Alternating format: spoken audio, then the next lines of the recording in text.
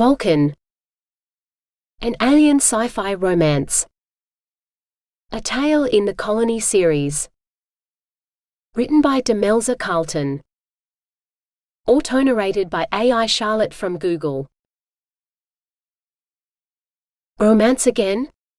You can't be serious. Didn't we do that theme last month? Sunita exclaimed. Hestia shook her head. Last month it was mysteries, then science, before this month's inspirational books. The month before that it was historical romance. Tomorrow we start romantic suspense. Totally different. They're both still romance subgenres, Raina chimed in. Stars, there are enough of them to just run romance every month, and readers will borrow them. Everyone wants a little more love in their life, even if it's only the fictional kind. The fictional kind are always better than real life. They don't leave hair in the shower, Sunita said. So why are you complaining about having romance again? Raina asked. Sunita shrugged. Because every time we have a romance theme I have to deal with a bunch of cranky men readers who only want manly books, not girl stuff. I can't believe misogyny still exists. Shouldn't we have bred it out of the human race by now? Or the Titan one? Raina complained. Misogyny isn't genetic, it's about environmental and emotional factors, particularly in childhood. Stamping out an idea isn't as simple as a genetic patch. Especially one as seductive as the thought that you're better than someone else, or a whole group of people, Hestia said. Like how people who read are more intelligent and interesting than people who don't? Raina asked. Obviously, Sunita said. Hestia couldn't argue with that. She was the colony's only qualified librarian, after all. Raina and Sunita were both fast learners and extremely helpful in keeping the library running. Especially when New Hope was about to complete another orbit around its star, Alton, and they changed themes. A new year called for a new book, or at least that's what the sign over the theme display said. It was more than just a new book for the three of them, though. On the last day of New Hope's year, they checked which books had been borrowed in the last month, put them onto the regular shelves, then took the unwanted ones downstairs for storage. At the same time, the printing presses got to work on the next set of themed books, printing brand new paperback copies from the electronic books in the archives, to fill those themed shelves for the next 19-day orbital period. New Year's Eve was important. Out with the old, in with the new, and when they'd finished work for the day. Are you going there again tonight? Sunita asked. Hestia kept her eyes on the shelves she was stacking. Going where? You know. Hestia sighed. And what if I Sunita cocked her head to the side. If I'd known, the first night I got invitations for the three of us and dragged you along, that you'd end up spending every New Year's Eve at Forge, drooling over the dancers like one of those misogynists at a peep show, I never would have taken you. It's not healthy, Hestia. That's not what you said before. That first time, you said it wasn't healthy for me to go home every night, and I needed to get out more. Now going out isn't healthy either? Hestia snapped. And I don't drool. The dancers in Forge aren't strippers either. They're performers, artists, and they do it with their clothes on. There's a reason tickets to Forge sell out every New Year's Eve. Everyone there wants to party, sending off the old year and ringing in the new, hoping for a fresh start. But not you, Raina said softly. What's your New Year's resolution this year? Hestia folded her arms across her chest. The same as the last time I told you. To survive the year. I owe it to Ayumu. The memory of the last time she'd seen Ayumu, raising their glasses together in a toast to a different new year on a different planet, flashed through her mind for only a moment, but it was long enough to bring tears to her eyes. If only he were here. She had so much she wanted to say to him. You owe it to Ayumu's memory to live, not just survive, Sunita scolded.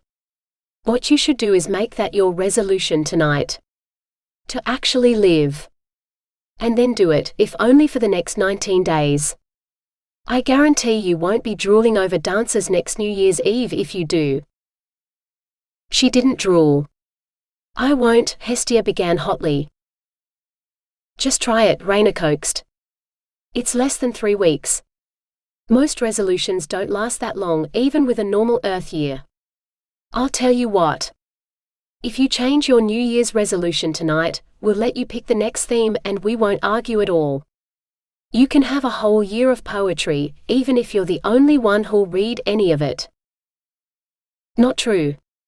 One of the library patrons keeps requesting a poetry theme every month.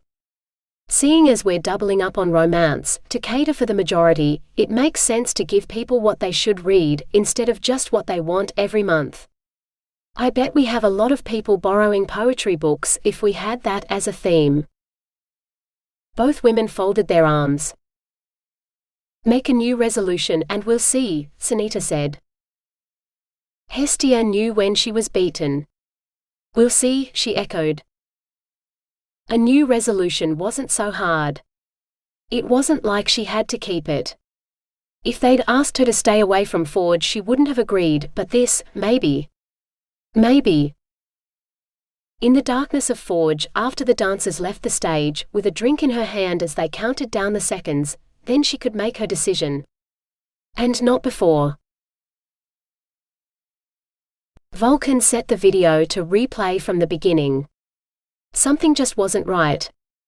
Sure, it was a whirl of light and color, the beat like a heart drumming the countdown to year's end, but he looked stiff, stilted, instead of the delicate flow of movement Wakana had always been able to demonstrate on this traditional New Year dance. Good news, boss. Nang Tani called and said the banana order should be here within the hour. Dakwiris are back on the menu, thank the stars. Vulcan didn't take his eyes off the video. Thanks, Nihal. Can you take a look at this? It's missing something and I can't work out what. Nihal oozed around the desk, she was full-blooded Jinn so she could do that, and peered at the screen. After a long moment she said, well, it's flat, boss, that's what it is. If you want people to fall asleep during the performance, it's fine, but if you want them to celebrate the new year, you need fireworks. Vulcan stared at the screen, then flicked his fingers. On the video, a light show erupted around the dancers, one that hadn't been there last time he watched the video.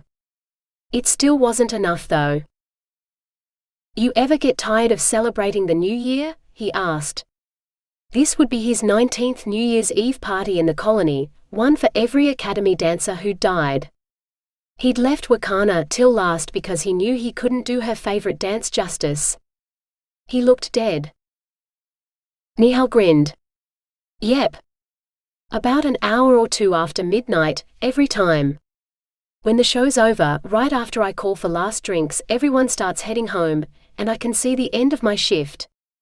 Until then, I'll be the life of the party, keeping the drinks flowing, while you deliver another performance that'd make your academy proud.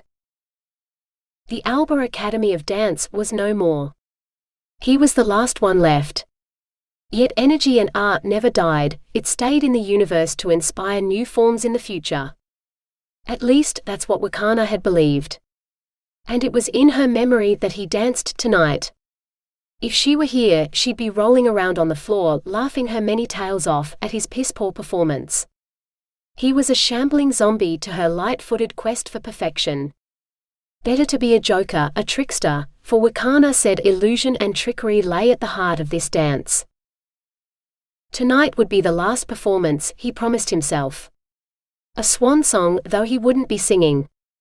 He'd send Wakana out with the bang she deserved.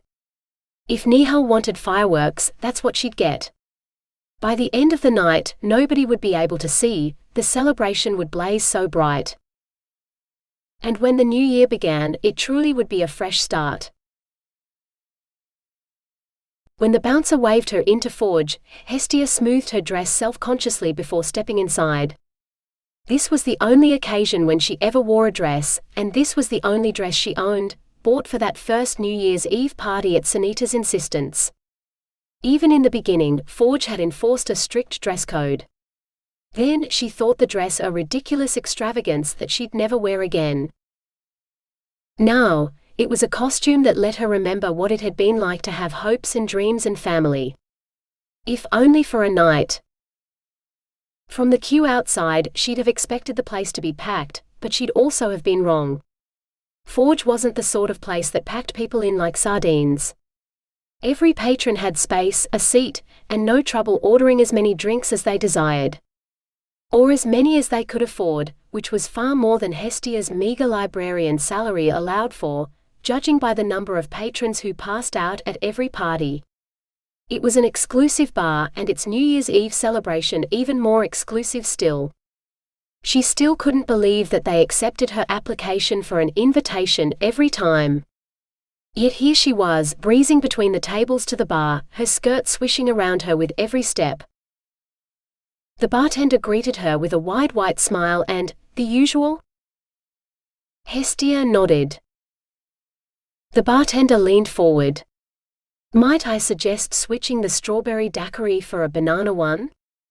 We've had to use flavor syrups for all of them until now, but tonight we have real bananas." Hestia's mouth watered. She hadn't eaten a banana since she left Earth. Maybe having a different drink would be enough change to satisfy Sunita. Even Sunita couldn't deny the difference between flavor syrup and real fruit was not dissimilar to the chasm between surviving and actually living. "All right," Hestia said, holding out her credit chip so the bartender could scan her payment. The payment processed as Hestia knew it would, and the girl behind the bar promised to bring them out to her when they were ready. "Only the daiquiri now. The other one later," Hestia said, imagining both drinks arriving together just as the show started, when she'd have no choice but to drink the second one warm instead of chilled when she'd finished the first. The bartender nodded. "Of course. Not until the show is over." It was Hestia's turn to nod, letting the relief relax her. All her life people had ignored her, getting things wrong and insisting it was her fault, so she'd given up complaining, but the staff in Forge treated her differently. That's why she kept coming back. For one night, they made her feel like she mattered, instead of being a nobody who hid in the library and read books the rest of the time. As she slid into her seat at the table on the balcony closest to the stage, she finally allowed herself to relax completely. She'd made it on time early as the show hadn't started yet, but close enough to starting time that they'd already turned the lights down. A pity, because if there'd been light enough to read, she would have pulled out her book. Oh, she had access to every book in the database from her tablet, but it just wasn't the same as turning real pages. "Your drink, ma'am." Someone set the cocktail on the table, then left. Hestia wrinkled her nose. Really, they thought she was old enough to be a ma'am and not a miss? She pulled the oversized glass toward her and sucked at the straw. She nearly moaned as the sweet frozen nectar hit her tongue. Best daiquiri ever. The servers could call her whatever they liked, as long as they served this sort of ambrosia. She wished she'd ordered two. Hestia half rose from her seat, ready to go back to the bar to do just that. A deep, steady beat rose from the floor, vibrating through her feet as it filled the bar with the thumping sound, silencing all conversation. Hestia found herself perched eagerly on the edge of her seat again, awaiting the show.